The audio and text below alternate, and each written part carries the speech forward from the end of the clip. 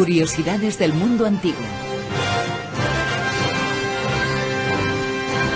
Y hoy hablamos sobre una de las armas que decían que utilizaban, las utilizaban. Otra cosa es que supiéramos exactamente cómo lo hacían, cómo eran, porque el cine no nos lo es todo. No nos lo ha dicho todo sobre los gladiadores, por ejemplo. Pues no, Pues nos ha dicho otras cosas. Afortunadamente no, ni de los gladiadores ni los legionarios, porque eso significa que podremos seguir haciendo más películas. El peplum está vivo, ¿no? ¿Qué sabemos? Vamos a hablar del pilum, que es una de esas armas, ¿no? Y vamos a hablar de los gladiadores que fueron quienes las utilizaron, parte de los que las utilizaron, porque siempre se ha utilizado, o durante un gran periodo de tiempo se utilizó el pilum u sus derivados. Sí. El problema básico, además, es un problema que, por ejemplo, yo tuve que tocar en la carrera, en una asignatura. Fue un trabajo, además, muy interesante, me hizo mucha gracia. ¿Por qué en el cine jamás los legionarios arrojan el pilum? Cuando hablamos del pilum estamos hablando de una jabalina pesada romana.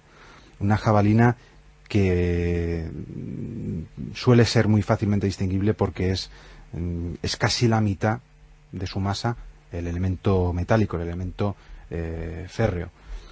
¿Por qué no lo usan? Porque en Gladiator, por ejemplo, tenían unas réplicas tan estupendas de fibra de carbono que cuando las arrojaban sobre peleles y demás, es que los hacían polvo. De hecho, es un arma que diseñaron los romanos y que yo, por ejemplo, en esta sección calificaría de arma antiblindaje.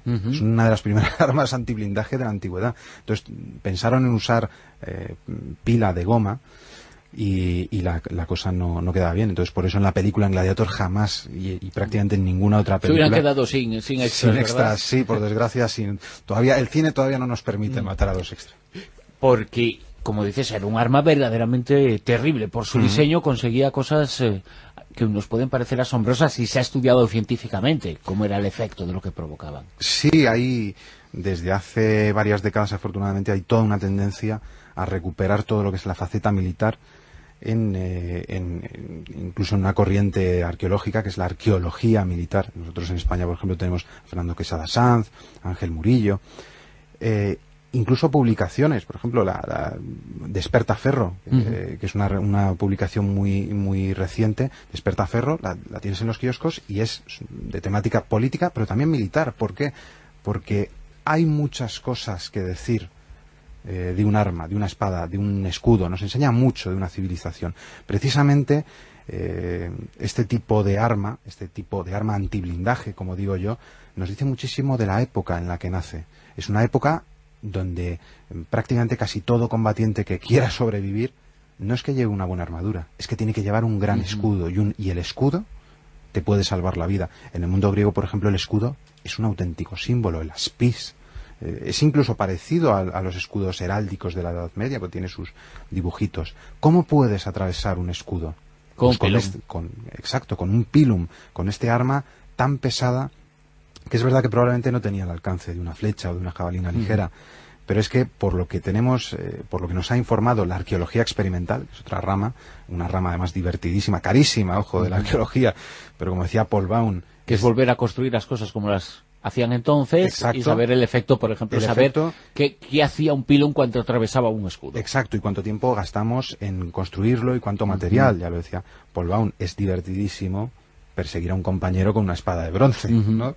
En este caso, evidentemente, hay que tener muchísimas precauciones, pero sabemos que un pilum arrojado con fuerza a 12 metros de distancia, 12 metros la verdad es que es muy poco para un combate, porque ya estás a punto de llegar al cuerpo a cuerpo, puede atravesar un escudo de madera de entre 2 y 3 centímetros de ancho, sobresaliendo hasta 70 centímetros. Es decir, que se clava directamente en el corazón de quien porta el escudo. Incluso con armadura, las armaduras buenas solían ser las cotas de malla, por ejemplo en el mundo céltico las hacían prácticamente como churros. Tal y como estaba diseñado el pilum, habría atravesado un hombre de parte a parte. Tito Livio incluso nos cuenta algo que en un primer momento, si se lee sin cuidado, puede parecer una exageración. Tito Livio nos dice en su libro 29 que el caudillo hispano, Indíbil, se enfrentó a los romanos y cuando vio que la batalla estaba perdida, les dio literalmente la espalda. Un legionario cogió un pilum, se lo arrojó y no solamente le atravesó, es que le dejó clavado en el suelo. Un cuerpo humano 70, 80 kilos, 90 kilos de peso, clavado completamente al suelo, solamente con este arma. ¿En qué partes del mundo se utilizó y qué culturas y qué civilizaciones utilizaron el pilum? El pilum como tal era básicamente romano. Lo que pasa es que sí es verdad que se dice que lo pudieron adoptar de los samnitas ya en el siglo IV antes de Cristo y que no era, digamos, un tipo de arma como tipo de arma único. Los galos, por ejemplo, tenían un arma parecida que era el gaesum. Incluso los íberos tenían un elemento llamado falarica. También se habla del soliferrum, que realmente, aunque tengan variaciones de forma, incluso de tamaño, de peso, obedecen un poco a este diseño básico. Ser un arma pesada, un arma arrojadiza pesada, un arma diseñada para impactar y para destrozar. ¿Hasta qué época? ¿Quiénes fueron los últimos en emplearla? Aunque en cierto modo se ha empleado siempre, con diferentes denominaciones, pero claro, atravesar lo que proteja al enemigo siempre ha sido un objetivo. Ahora evidentemente claro, no se va con la armadura en las guerras, ¿no? Pero en cierto modo se busca lo mismo, ¿no? Aunque algunas veces siempre te salen los típicos militares que dicen, no, en Estados Unidos se está desarrollando una nueva armadura antibalas. De hecho tenemos chalecos antibalas, siempre se vuelve a la armadura. Claro, al final sí. Pues los romanos la verdad es que lo usaron durante siglos, pero ya en el siglo III, en esa crisis del Alto Imperio, ya la transición hacia el Bajo, ya parece ser que era un arma demasiado cara.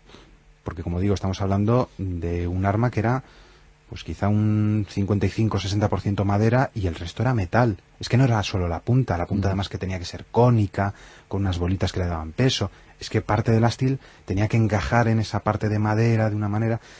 Y ahí Flavio Vegecio Renato, en su obra militar, ya nos cuenta que a finales del siglo IV, principios del siglo V de nuestra era, era un arma que ya no se utilizaba.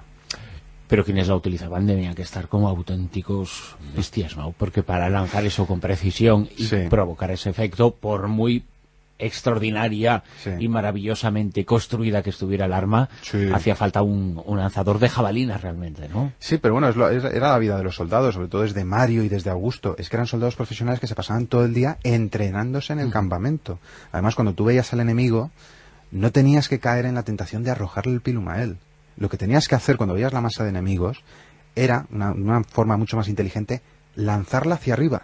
El pilum lo tenías que arrojar hacia arriba y ya describiría, por el peso y por la gravedad, un arco parabólico cayendo con una fuerza terrible. Claro. Pero por eso, realmente, más que arrojar al enemigo y decir, es que qué brazo tengo, lo que tienes que hacer es lanzarlo hacia arriba. Incluso las flechas, en muchas películas se ve en las series, no se dispara en horizontal, sino que se dispara siempre en diagonal hacia arriba. Exacto.